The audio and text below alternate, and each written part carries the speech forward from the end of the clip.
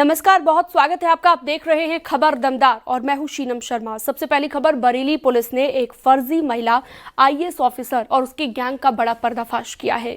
ये फर्जी महिला आईएएस ऑफिसर अपना प्रोटोकॉल का भौकाल दिखाने के लिए अपने साथ 2 महिला स्टाफ ऑफिसर भी रखती थी, जो इसकी अपनी बहनें थी। फर्जी महिला आईएएस ऑफिसर विप्रा शर्मा डबल MA के साथ ही यूपीएससी के एग्जाम में कई बार शामिल हो चुकी हैं। जब उससे यूपीएससी क्रैक नहीं हुआ तो फर्जी आईएएस ऑफिसर बनकर यूपी सरकार लिखी गाड़ी और उसके ऊपर बत्ती लगाकर प्रोटोकॉल का भौकाल दिखाकर नौकरी लगवाने का झांसा देकर ठगी की वारदातों को अंजाम देने लगी।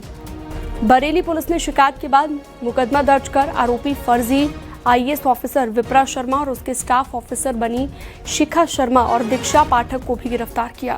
पुलिस ने गिरफ्तार इन फर्जी अधिकारियों के पास से 55 लाख रुपए की नकदी और बड़ी तादाद में फर्जी दस्तावेज बरामद किए।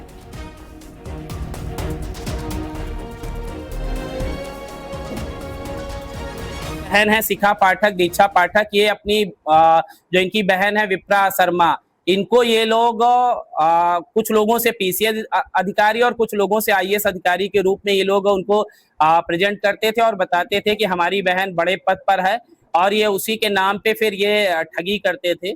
और इसके साथ ये जिन लोगों के साथ पैसे लेके धोखाधड़ी करते थे उनको विश्वास दिलाने के लिए जो ज्वाइनिंग लेटर होता था, ये लोग लखनऊ के आसपास जो पोस्ट ऑफिस होता था वहां से रजिस्ट्री करते थे, और अपना विश्वास पुख्ता करने के लिए इन लोगों के द्वारा ईमेल आईडी से और साथ ही साथ व्हाट्सएप के थ्रू भी जो ज्वाइनिंग लेटर होता था उसको ये लोग भेजते थे।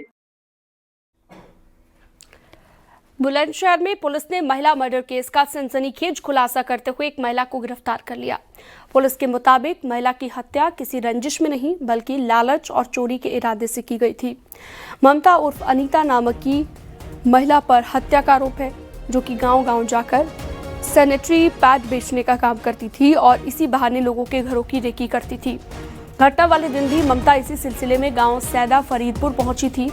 उसने पहले रेकी की और फिर मौका पाकर महिला को अकेला देखकर मार डाला। हत्या के बाद आरोपी ने शव से कुंडल और पाजेब खींच लिए मौके से फरार हो गई। पुलिस ने आरोपी के कब्जे से एक जोड़ी कुंडल, एक जोड़ी पाजेब और 6500 रुपए की नकदी भी बरामद कर ली है, जो कि हत्या के बाद लूटी गई थी।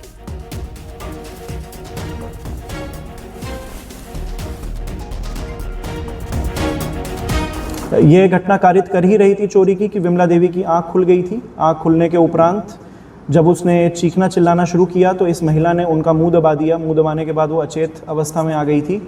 इसके बाद पकड़े जाने के डर से उसने महिला का गला घोंट दिया रस्सी के माध्यम से, और ये घटना को कारित किया गया था। गिरफ्तारी के दौरान इनके पास से एक जोड़ी पाजेब सफ़ेद धातु, एक जोड़ी कुंडल पीली धातु और 6500 रुपये की बरामदगी की गई है, और इनके जो अन्य आपराधिक इतिहास भी है उसकी भी जानकारी की जा रही है। मथुरा में घर में घुसकर वकील के ऊपर हमला किया गया। मारपीट की वारदात सीसीटीवी कैमरे में रिकॉर्ड हो गई। आरोप के मुताबिक वकील के घर में कुछ बदमाश घुस आए और उन पर अचानक से हमला कर दिया। हमलावरों ने उनके साथ जमकर मारपीट की है, जिससे वो गंभीर रूप से घायल हो गए। घटना के बाद परिजनों और स्थानीय लोगों ने उन्हें तुरंत अस्पताल पहुंचाया, जहां पर हालत को नाजुक देखते हुए डॉक्टरों ने आगरा के SN मेडिकल कॉलेज में रेफर कर दिया। सूचना मिलने के बाद पुलिस ने मामले की जांच शुरू कर दी है और आरोपियों की तलाश अब की जा रही है। घटना के पीछे की वजह का भी पता लगाया जा रहा है।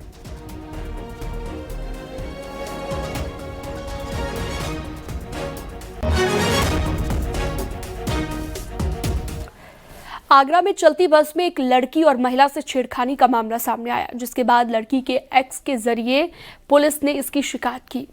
बस कानपुर से अहमदाबाद की ओर जा रही थी। आरोप के मुताबिक आगरा में बस में सवार 4 लड़कों ने एक लड़की और महिला से छेड़खानी शुरू कर दी, जिसके बाद लड़की ने चुपचाप शिकायत सोशल मीडिया प्लेटफॉर्म X के जरिए पुलिस को दी। पुलिस को सूचना दी गई, पुलिस अलर्ट हुई। बस का पीछा करके थाना रकाबगंज क्षेत्र के पास बस को रोका गया। फिर लड़की से पूछताछ की गई। लड़की से पूछताछ के बाद पुलिस ने बस में मौजूद 4 आरोपियों को गिरफ्तार कर लिया है।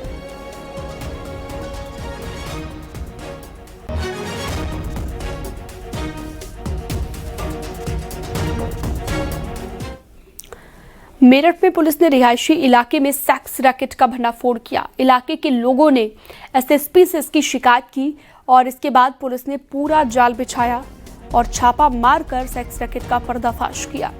पुलिस ने मौके से 5 लोगों को गिरफ्तार भी कर लिया है, जिसमें सेक्स रैकेट सरगना की पत्नी भी शामिल है।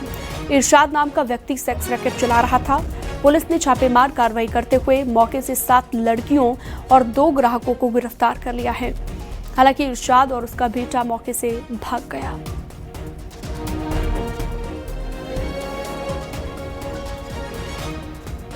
पश्चिम उत्तर प्रदेश के मेरठ में जिस्म फरोशी के धंधे पर पुलिस ने छापा मार दिया। इस संकरी गली में जिस्म फरोशी का धंधा चल रहा था। मैं आपको दिखा सकता हूं, यही वो जीना है जहां से ग्राहक एंट्री करता है और उसके बाद एक के ऊपर एक कई मंजिल का ये घर है, जहां पर अलग अलग तरीके की लड़कियां वहां पर जिस्म फरोशी के लिए रखी गई हैं। इस घर में जब पुलिस ने छापा मारा तो वहां से 5 लड़कियां बरामद हुई। हर कैटेगरी की यहाँ पर लड़की है और पूरा का पूरा नेक्सस फैला हुआ है।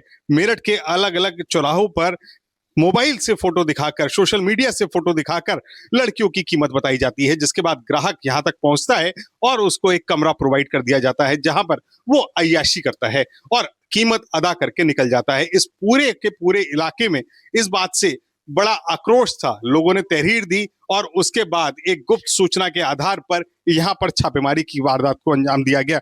मैं आपको बता सकता हूं कि जब पुलिस यहाँ पर पहुंची तो हड़कंप मच गया। जो इरशाद नाम का मुख्य आरोपी था वो खिड़की से कूदकर फरार हो गया, जबकि ग्राहक पकड़े गए और उनके साथ इरशाद की पत्नी को भी गिरफ्त में लिया गया, जिस पर अब मुकदमा दर्ज कर लिया गया है। पुलिस ने इस मामले में मुकदमा दर्ज करते हुए अब तक 5 आरोपियों को गिरफ्तार किया है, जबकि 8 के खिलाफ मुकदमा लिखा गया है। इरशाद और उसके साथी अभी भी फरार हैं, जो इस सेक्स रैकेट के नेक्सस को चला रहे थे। इस पूरे नेक्सस में दलालों की भी एक बड़ी चेन है, जो ग्राहक प्रोवाइड कराते थे ऊंची कीमत पर। जितनी सुंदर लड़की उतना भी ज्यादा उसका दाम। और आगरा में डीपीएस स्कूल में 10वीं के छात्रों के बीच हुई है मारपीट। इस मामले में मुकदमा दर्ज हो चुका है। यूट्यूबर और घायल बच्चे के पिता की शिकायत पर यह मुकदमा दर्ज हुआ, जिसके बाद अब जुवेनाइल जस्टिस बोर्ड के आदेश पर आगे की कार्रवाई की जाएगी। मामला थाना सिकंदरा क्षेत्र के शास्त्रीपुरम स्थित डीपीएस स्कूल का है। 25 अप्रैल की सुबह स्कूल में कक्षा 10वीं के छात्रों के बीच मारपीट हुई थी। इस मारपीट में छात्र के 3 दांत और जबड़ा टूट गया था, जिसका इलाज अस्पताल में चल रहा है। अब लड़के के पिता की शिकायत पर पुलिस ने आरोपी छात्र के खिलाफ मुकदमा दर्ज कर लिया है। आरोपी नाबालिग है, जिसको ध्यान में रखते हुए जुवेनाइल जस्टिस बोर्ड इस मामले में आगे की वैधानिक कार्रवाई तय करेगा।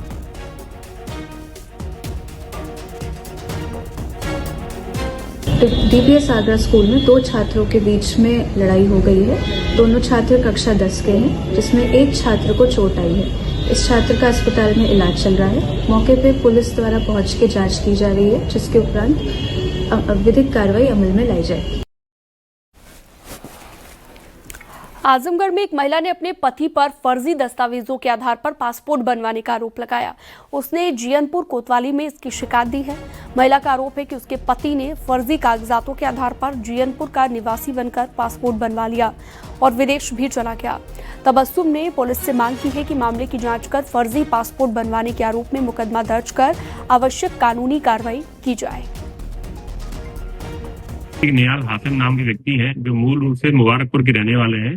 उन्होंने गलत तरीके से तथ्यों को छुपाकर अपना नाम और पता बदलकर थाना जीयनपुर से 2017 में अपना पासपोर्ट बनवाया था। इसकी सूचना पर जब जांच की गई तो ये तथ्य सही पाए गए। इसके आधार पर इनके विरुद्ध मुकदमा पंजीकृत कर लिया गया है। आगे की विधिक कार्रवाई की जा रही है। इनकी जल्दी ही गिरफ्तारी भी सुनिश्चित की जाएगी। सहारनपुर में चलती हुई कार में अचानक से भीषण आग लग गई। देखते ही देखते कार आग की लपटों में घिर गई और कुछ ही देर में आग का कोयला बन गई। कार में सवार लोगों ने कूदकर अपनी जान बचाई है। दमकल की टीम ने कड़ी मशक्कत के बाद आग पर काबू पाया।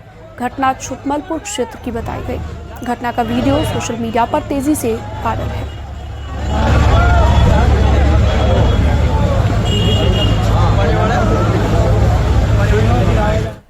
जौनपुर के वीर बहादुर सिंह पूर्वांचल विश्वविद्यालय में एक बार फिर से विवाद आ गया है। इस बार है मामला यूनिवर्सिटी के स्वामी विवेकानंद केंद्रीय पुस्तकालय में पुस्तकों की खरीद से जुड़ा हुआ। यूनिवर्सिटी में पुस्तकों की खरीद में करीब 30 करोड़ से अधिक के घोटाले का मामला सामने आया। यहां पर गंभीर अनियमितताओं के आरोप लगाए गए हैं। शिकायत के मुताबिक तत्कालीन पुस्तकालय अध्यक्ष ने अपने पद का दुरुपयोग करते हुए अपने पिता की लिखी गई पुस्तक को यूनिवर्सिटी के बजट से खरीद कर लाइब्रेरी में शामिल करा दिया। इस मामले को IGRS पोर्टल के माध्यम से कुलपति और राजभवन तक शिकायत की गई थी। इसको लेकर के राजभवन ने स्वयं 2022 में जांच की थी, जिसमें यह पाया था कि 29,04,56,258 रुपए की खरीद की गई, जिसमें टेक्स्ट बुक थी, ई जर्नल थी, ई बुक्स थी, ये सब थी। जिसको लेकर के जांच में हिमानी चौधरी वित्त नियंत्रक थी उस समय की, और सुदीप बनर्जी जी ये जांच के लिए आए थे, और जांच में इन्होंने पाया कि 10% से अधिक के लिए कभी कोई प्रयास नहीं किया गया। उन्होंने यह पाया कि कई किताबें ऐसी थी जिनकी प्रतियां अधिक संख्या में खरीदी गई, कई किताबें ऐसी थी जो कभी छात्रों को इशू ही नहीं की गई, ई जर्नल्स अधिक मात्रा में खरीदे गए जिसका एक्सेस इन्होंने ये बता ही नहीं पाए। और इन प्रकार की चीजें राजभवन एक्सेप्ट करते हुए 9 बिंदुओं की सूचना विश्वविद्यालय से मांगता है, जिसको लेकर के लगातार सूचना के अधिकार के तहत और जन सुनवाई के तहत मैं लगातार शिकायत करता रहता हूं, लेकिन आख्या अप्राप्त है। विश्वविद्यालय टालमटोल करता रहा। विश्वविद्यालय लगातार टालमटोल करता रहा।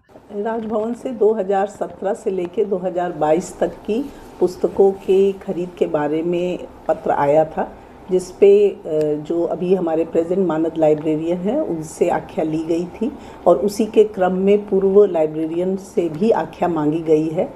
और अब इस पूरे प्रकरण पे जांच की जाएगी, और जांच के बाद जो भी होगा उसको राजभवन को अवगत करा दिया जाएगा।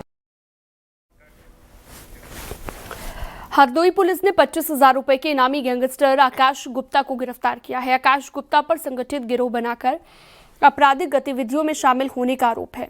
1 जनवरी 2026 को उनके खिलाफ सुरसा थाने में गैंगस्टर का मामला दर्ज किया गया था। इस मामले में 5 बदमाशों को आरोपी बनाया गया था।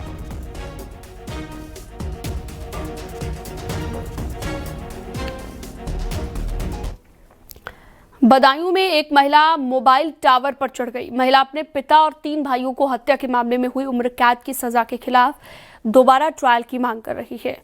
हालांकि पुलिस प्रशासन के समझाने के बाद करीब 3 घंटे के बाद महिला टावर से नीचे उतर गई। घटना सदर कोतवाली क्षेत्र की है। वजीरगंज थाना क्षेत्र के धर्मपुर गांव की रहने वाली रामा मोबाइल टावर के सबसे ऊपरी हिस्से पर पहुंच गई। रामा की बहन के मुताबिक उनके पिता और 3 भाइयों को करीब 1 महीने पहले हत्या के मामले में उम्र कैद की सजा सुनाई गई है। परिवार का दावा है कि सभी निर्दोष हैं, उन्हें फंसाया जा रहा है। इसी के विरोध में रामा टावर पर चढ़ी और मामले में दोबारा कोर्ट में सुनवाई कराने की मांग की गई है। हमारे भाई पापा पे झूठा मुकदमा लिखाया गया। पुलिस ने झूठा मुकदमा लिखा दिया है। 10 साल हो गए इन्हें। तो आज का 28 तारीख को आज जो है 1 मंथ हो गया है। अच्छा। उन्हें आज भी कारावास सुना दिया। हम ये चाहते हैं कि हमारा जो केस है दोबारा दिखवाया जाए। अच्छा जी। तो और क्या मांगे हैं तुम्हारी? दोबारा जांच करवाई जाए हमारी फाइलों को। और क्या मांगे हैं इसके अलावा? और कुछ नहीं चाह रहे हैं हम। चाहे बाद में चाहे इन्हें सजा पड़ जाए, चाहे फिर कुछ भी हो जाए सर। इसका नाम क्या है जो चढ़ी हुई है? ये रामा है, ये आपकी बहन, मेरी सिस्टर है ये। इटावा में मजदूर की हत्या का एक मामला सामने आया। पुलिस ने हत्या के शिकार मजदूर के शव को पोस्टमार्टम के लिए भेज दिया है। कन्हैया लाल के भाई ब्रिजेश कुमार ने बताया कि उसके भाई को गांव की ही कुछ महिलाओं ने धमकी दी थी और उसके बाद कुछ समय के लिए गायब हो गया। उसके बाद उसका शव घर के भीतर बरामद हुआ। पुलिस का कहना है कि युवक की मौत को लेकर कहीं भी कुछ संदिग्ध कुछ ना कुछ जरूर नजर आ रहा है, इसलिए पोस्टमार्टम रिपोर्ट आने के बाद ही कार्रवाई की जाएगी। 3 लेडीज थी जो मेरे घर पे आई, उन्होंने धमकाया जैसे हम जिंदा ही रखेंगे सब सुबह तक। उसकी हत्या हो गई। कन्हैया लाल की कमरे में लाश मिली है, उनके बारंडे में जंगले के जंगल। गोरखपुर में ज्वेलरी शॉप से लूट की सनसनीखेज वारदात सामने आई। ग्राहक बनकर दुकान में आए 2 संदिग्ध युवक सोने के जेवर देखने के बहाने आए और मौका पाकर भागने लगे। इस दौरान सर्राफा कारोबारी की बेटी दिलेरी दिखाते हुए भाग रहे बदमाशों से भिड़ गई। उसने एक बदमाश को धक्का देकर गिरा भी दिया था, लेकिन वो खुद को छुड़ाकर दोनों ही बदमाश वहां से फरार हो गए। पूरी घटना दुकान में लगे सीसीटीवी में रिकॉर्ड हो गई है, जिसका वीडियो सामने आया है। सूचना पर पुलिस मौके पर पहुंची और सीसीटीवी फुटेज के आधार पर जांच शुरू कर दी है। युवक करीब 20 ग्राम सोना लेकर फरार हो गए।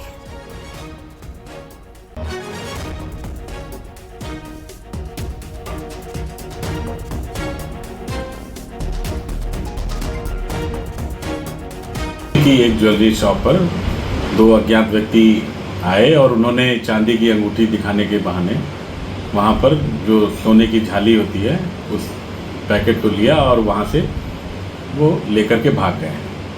इस सूचना पर तत्काल थानाध्यक्ष गोला एवं उच्चाधिकारियों द्वारा मौके का भ्रमण किया गया और वहां से सीसीटीवी फुटेज को देखा गया, तो उसमें यह घटना पूर्णतः सत्य पाई जा रही है कि दो व्यक्ति, जिसमें एक व्यक्ति मोटा है और एक व्यक्ति जो गमछा पहने हैं दुबला पतला है, ये दोनों व्यक्ति दुकान पर जाते हैं और वहाँ पर कुछ देर रुकते हैं और उसके बाद ये लोग भागते हैं।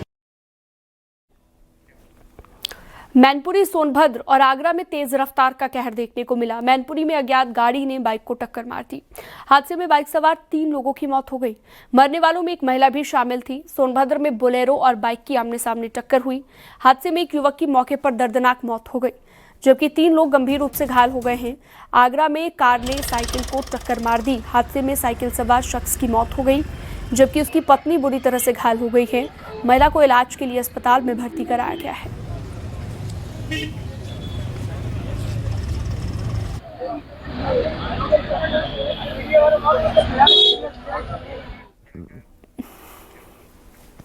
वाराणसी में पीएम मोदी ने करीब 6,350 करोड़ की अलग अलग विकास परियोजनाओं का उद्घाटन किया और आधारशिला रखी।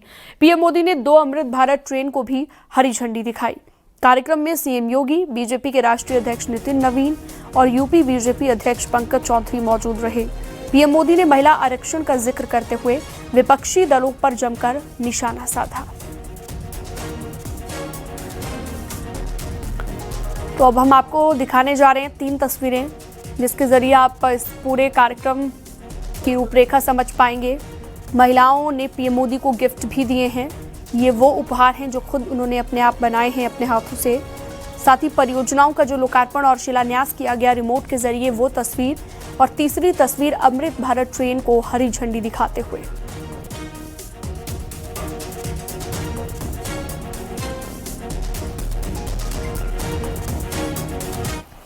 आप सभी बहनों बेटियों से एक महायज्ञ की शुरुआत के लिए आशीर्वाद लेने के लिए मैं आया हूं। काशी के सांसद के तौर पर, देश के प्रधानमंत्री के तौर पर मुझे देश हित के एक बड़े लक्ष्य की प्राप्ति के लिए आप सबका आशीर्वाद चाहिए। और ये बड़ा लक्ष्य है लोकसभा, विधानसभा में महिलाओं के लिए आरक्षण को लागू करना। अभी कुछ दिन पहले सपा और कांग्रेस जैसे दलों की वजह से हमारा ये प्रयास संसद में सफल नहीं हो पाया, लेकिन मैं आप सभी बहनों को फिर से भरोसा देता हूं, आपके आरक्षण का हक लागू हो, इसमें कोई कोर कसर बाकी नहीं छोड़ूंगा। हम सब काशीवासी हैं। काशी भारत की आध्यात्मिक और सांस्कृतिक केंद्र बिंदु प्राचीन काल से रही है, लेकिन काशी के बारे में जो धारणा थी, वह धारणा जिस रूप में बदलती हुई दिखाई दे रही थी, पिछले 11-12 वर्ष में पूरी दुनिया की दृष्टि, पूरी दुनिया के लिए आकर्षण का केंद्र बना।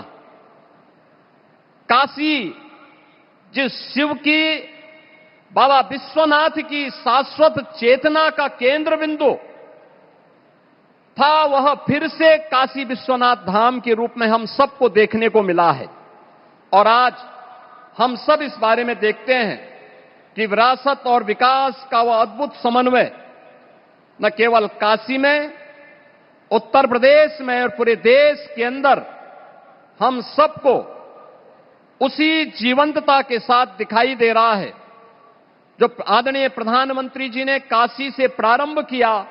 आज पूरे देश के अंदर वह हम सबको दिखाई दे रहा है।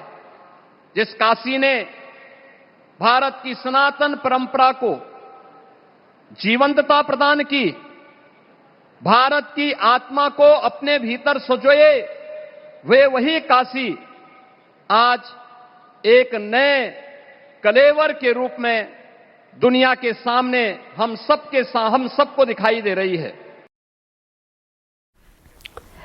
लखनऊ में दूरसंचार विभाग के लिए चयनित 936 प्रधान परिचालकों को नियुक्ति पत्र दिए गए।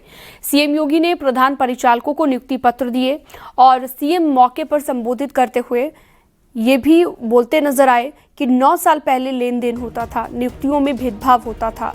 वहीं बीमारू प्रदेश आज देश के विकास में अपना योगदान दे रहा है। झांसी से कुमारी शालिनी आनंद, मेरठ से श्री अमन त्यागी, आज से 9 वर्ष पहले संभव नहीं था।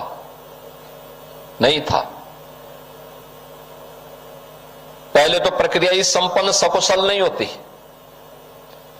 दूसरा फिर लेन देन अलग से होता, तीसरा फिर इसमें भेदभाव नियुक्ति में भी होती। आज व्यक्ति की क्षमता है तो कोई उसको आगे बढ़ने से नहीं रोक सकता। इस प्रकार का वातावरण प्रदेश के अंदर तैयार किया गया है और इसी प्रक्रिया को ध्यान में रखना होगा। नियत, शुद्ध नियत के साथ हम सबको, आपको, प्रदेश को आज यही बीमारू प्रदेश जैसे सामूहिक प्रयास हुआ है, अब भारत का ग्रोथ इंजन बनकर के उभरा है। अब बीमार नहीं है, अब तो भारत के विकास में ये भी अपना योगदान दे रहा है।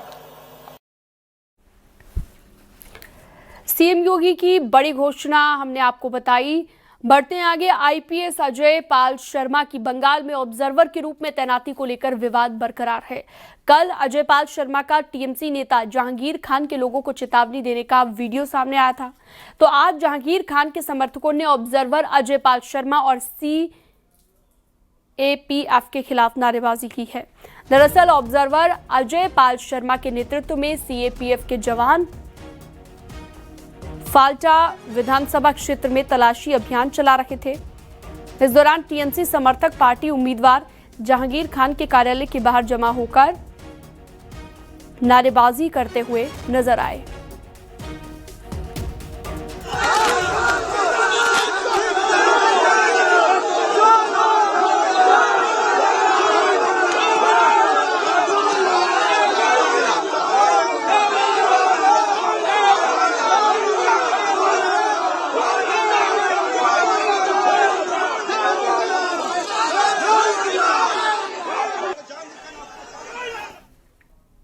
और रुकते एक छोटे से ब्रेक के लिए, फौरन लौटेंगे।